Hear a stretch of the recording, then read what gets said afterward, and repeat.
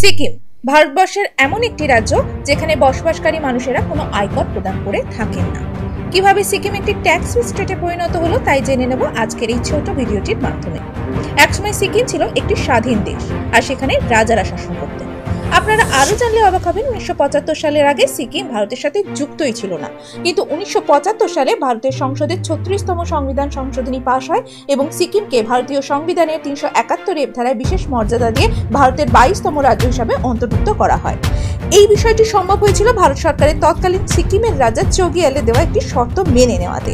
শর্তটি ছিল সিকিম হবে ট্যাক্স ফ্রি স্টেট, কারণ রাজা চোগিয়াল কখনোই সিকিমে বসবাসকারী মানুষজনদের থেকে কোনো আয়কর নিতেন না, আর এই শর্তটি মেনে নিয়েছিলেন তৎকালীন প্রধানমন্ত্রী ইন্দিরা গান্ধী। তাই সিকিম আজও ট্যাক্স ফ্রি স্টেট।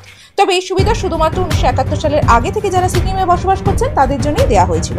বর্তমানে অনেকেই মনে করতে পারেন তাহলে কোনো সিকিমের মেয়েকে বিয়ে করে সেখানে বসবাস করলে এই সুবিধাটি পেতে পারেন।